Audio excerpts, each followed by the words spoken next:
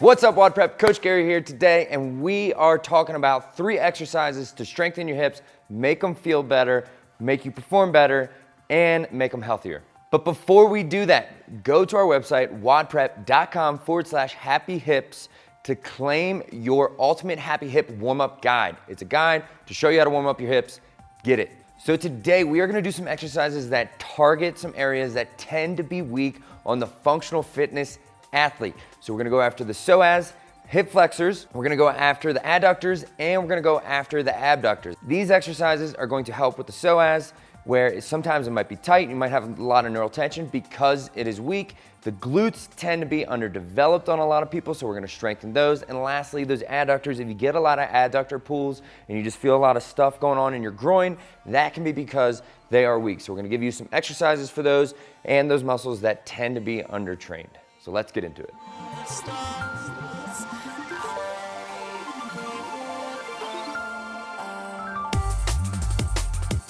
All right, exercise 1, it is our hip flexor push-pull. We're gonna strengthen those hip flexors, particularly the psoas, the short one. If your hip flexors are weak, no matter what stretching you do, they will not get looser because it is a protective mechanism and you can't override it with stretching. So oftentimes a weak muscle is a tight muscle. So let's strengthen that hip flexor. So I have the mini jump stretch band from Rogue. It's their lightest resistance. If you have not trained your hip flexors before, please go light. So what she's gonna do, she's gonna get down to the ground, lay on her back. She's gonna put that band over the middle of her feet. I'm gonna have her scoot down just a little bit this way for you all. Perfect. All right, so once we're in this position, pull your knees up. We're gonna get that spine nice and flat. This is also a good core control motor pattern, right? We're training a good motor pattern by getting that lower spine out of overextension. So we're creating some better lumbar pelvic control. So she's in this position, she's gonna push one foot out. As she pushes it out, we keep this knee above the hip crease. We're all deep squatters, so let's train in that position, strengthen in that position. We don't wanna see the knee down below the hip crease, right? If you squat deep, exercise like you do. And so we're gonna go ahead and alternate like so, and we're just gonna alternate back and forth, repping out, pulling up, strengthening these hip flexors, keeping that lower spine flat. You do this a few times. Eventually I want you to work up to sets of 20, but today you're just gonna do 3 sets of 10 total, so it'll be 5 each leg, each round. Try it out.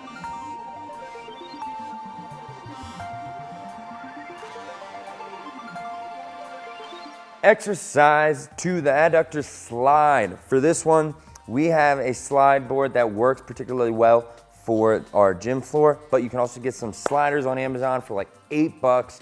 Get them, you can use them for a whole host of exercises. So if you're somebody who gets a lot of annoying like groin pain through here, and it's typically, the adductors typically, they're weak, and a lot of people think it's the hamstring, right? They think like, oh, my hamstring's tight, but actually it tends to be more often than not that adductor's a little strained because it's weak, overworked. It happens a lot if you think about it in like wall balls with that high volume, you tend to get it in there. So we're gonna build some endurance. So the adductors work in particular with the glutes. So they work with here and then the outside of the glutes, like the glute medius. So we have adductors and abductors. So for this, we want to train endurance. So since they are a stabilizer muscle, they work with the glutes to stabilize. We want to train stability endurance.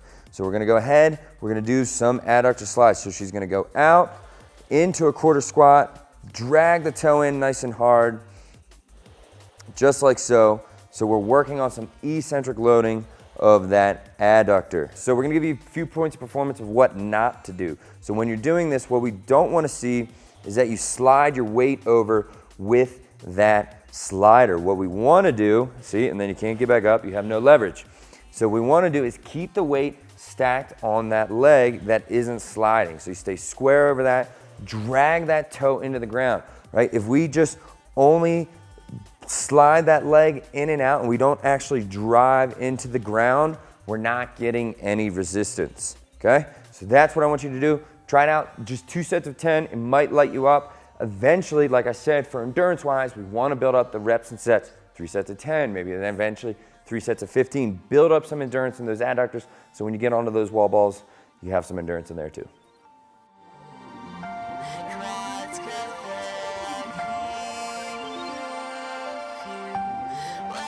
All right, your third exercise is some banded dumbbell weighted hip thrusts. So this is actually gonna train your glute abductors and your glute extensors. So we're getting glute max, glute medius with this. We're gonna get a little bit of endurance in that glute medius.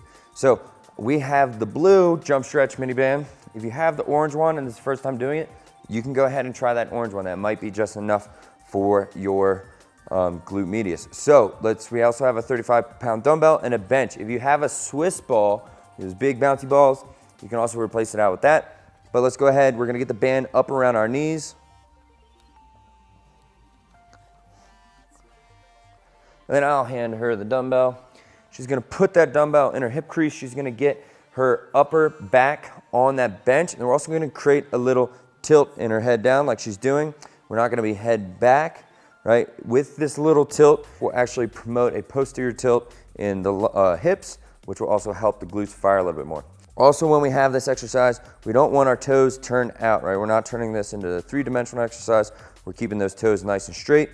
And then we're just gonna dip the hips down, come back up, press up. So we're lightly pressing out against that band. And once we do that, we're just getting a constant abduction contraction on that band. So just think abduction, pressing the leg out, and we're just essentially holding it there in that position against the band, which strengthens the glute medius back there. And then this dumbbell, since we're driving up into extension, is strengthening the glute max. So what we wanna do is burn this out. The glute max is an endurance muscle. We have to take it to the point where it just burns. I'm not gonna give you some reps and sets today. I want you to go until your ass cheeks are quivering, okay? So find a dumbbell. She has 35. She would typically go heavier than this just because she does this a lot. But this is your dumbbell banded hip thrust. A lot of things going on there. It's chin tuck, hips all the way up, no short hips. We'll show you short hips. None of that. Lock those glutes out, band out against the knees, toes straight. Try it out. 3 sets, enjoy.